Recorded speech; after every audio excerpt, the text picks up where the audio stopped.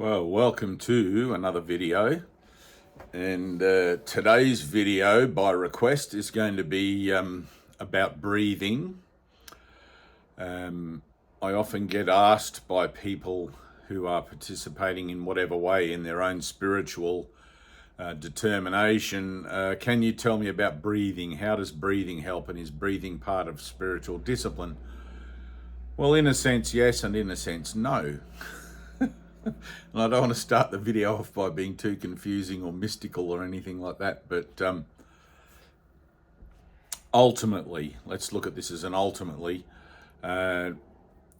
Ultimately, the progress you make or the healing that you undergo in your own spiritual practice is going to be based specifically and solely upon the decision making that you make regarding yourself, the world, your relationships within it, and etc. like that. Initially, however, we've got initially and ultimately, so that's covering all the spectrum. Initially, however, you may find, if you're coming from a background or a condition of experiencing like anxiety, stress, and all that sort of stuff, which is how most people end up coming into contact with spiritual principles and spiritual work anyway, therapy in one form or another. You may find that learning some breathing techniques is going to be very helpful. I remember, I can't remember who was it that taught me now, but I've been through a whole catalogue of very early on sort of techniques of things that I did find helpful. Some of them I didn't find helpful, but most of them I found helpful in one way or another. And breathing was one of those. No, the name and the technique. Oh, well, I remember the technique. The technique is called, and it's a very common technique for breathing, the 4-7-8 technique, if I've got that right. Now, one of the things, and I'll explain it in a minute, one of the things that over the years I've come to realize in the 4-7-8 technique is that for women who have in general a smaller lung capacity, 4-7-8 is fine, right? For men who have bigger lungs, you may like to take bigger breath. You can extend that out in the beginning to 5 or 6. So you got, let's say, 5-7-8 or 6-7-8. And simply all you're doing is breathing in through the nose, breathing in, and I'll do it with 4-7-8 for 4 seconds, holding it for 7, and then breathing out for 8 seconds through the mouth. And you breathe out for a lot longer than you breathe in to make sure that you fully empty your lungs. Right? You don't want to be sort of breathing from the top of your lungs. You want to be taking that whole breath in. For women, 4 seconds is generally enough to fill their lungs, and men, I find, and including myself, 5 or 6 seconds is probably more like it. And if you've got a blocked nose or something, you might want to go a bit longer. But it's basically slowly breathing in, hold that breath for a period, and then breathe out through the mouth. All right.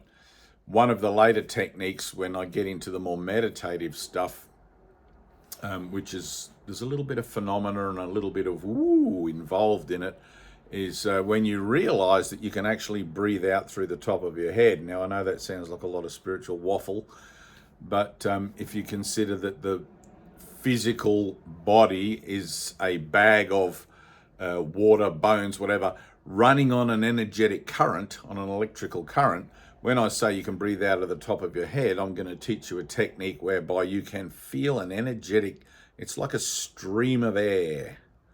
And if you've ever seen somebody who puts their hands on something and they get that static electricity and their hair goes up, it's much like that. Right? And unless you practice it, you won't be aware of it. Some people who I've taught that technique to, they look at me with their eyes open going, oh my God. Some people, of course, don't tap into it, don't feel it and all that sort of thing, and that's fine too. So that's the 4-7-8 technique.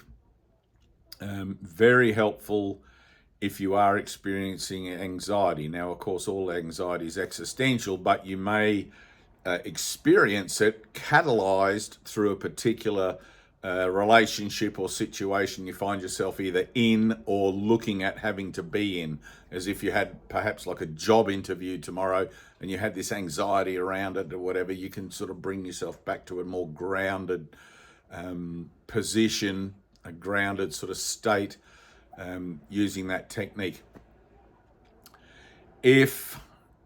And you have to try these things, right? It'll work for some people, won't work for others. Some people prefer medication, and not me, but some people prefer and that's fine if you do. I'm not laughing at it. I'm just thinking of all the medications I've tried very, very early on, and it's like, oh my God.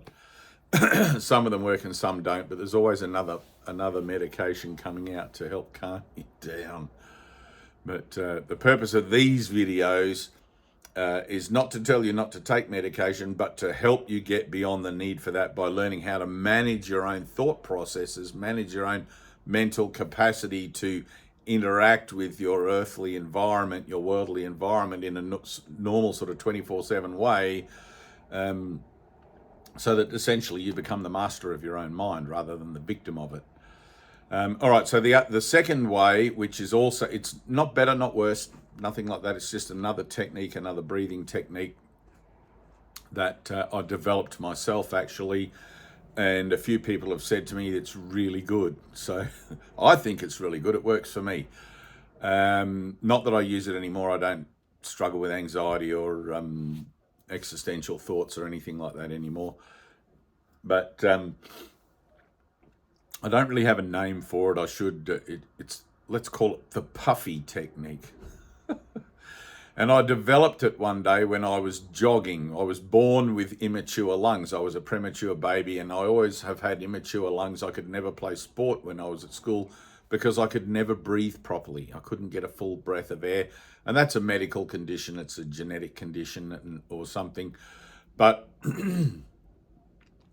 with other people, because I wanted to build my lungs and my lung capacity, I started doing things like swimming the length of an Olympic pool underwater, which I now can do. I don't know if I can actually do it now, but I could do some years back.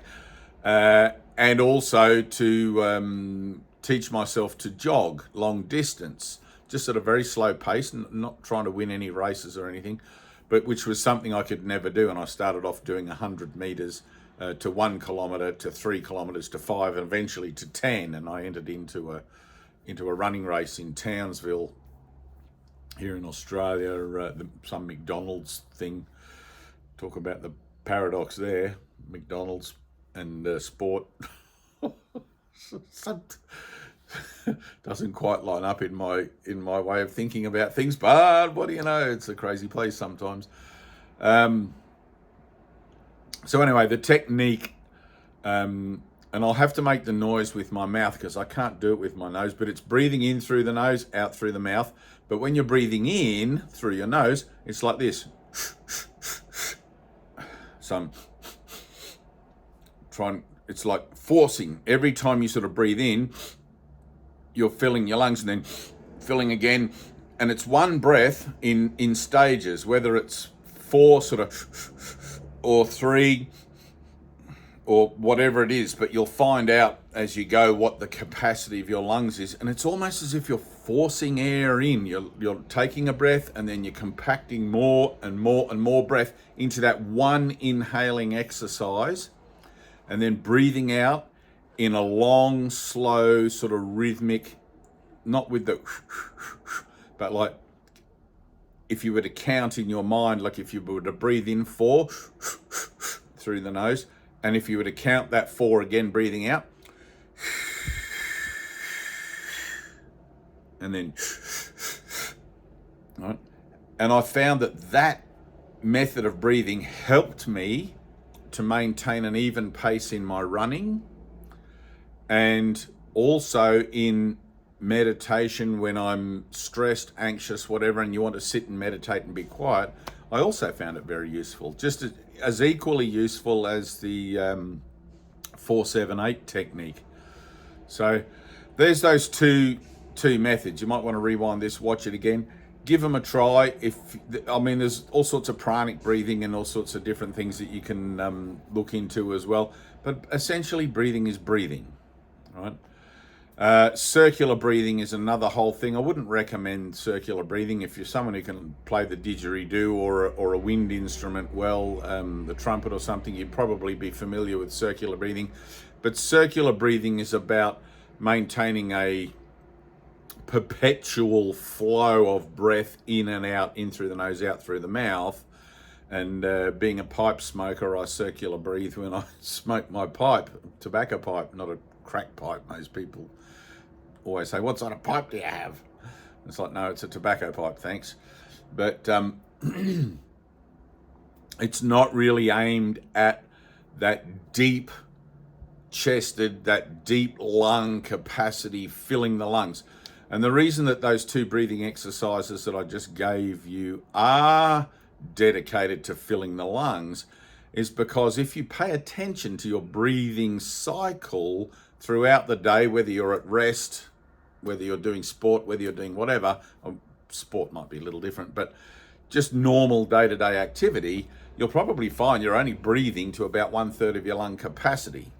And the rest of those little bronchuli or whatever they're called, down the bottom of your lungs are starving for oxygen. They're like, come on, take a deep breath, will you? So there you go. Try those out. Drop a comment down below. Let me know how you go with it and everything. Like I said, there's all sorts of different types of breath. There's a lot of rebirthing stuff that goes on nowadays in the more esoteric fields of the spiritual domain, but I try to shy away from that particularly too much. I like to keep things just simple, practical, useful. We're not here to have a major moment of rebirth, particularly with this video, and it's more about learning to recognize when your mind is not at peace, when you're feeling anxious or stressed or something like that, and you just simply need to take a moment. Right?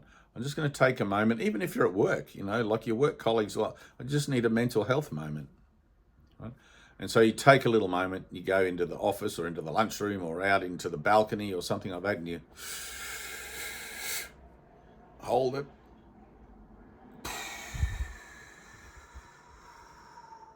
And you do that a few times. Now, when you practice each of those breathing techniques, don't make yourself lightheaded. If you're starting to feel lightheaded, just stop. Right? Just breathe normally.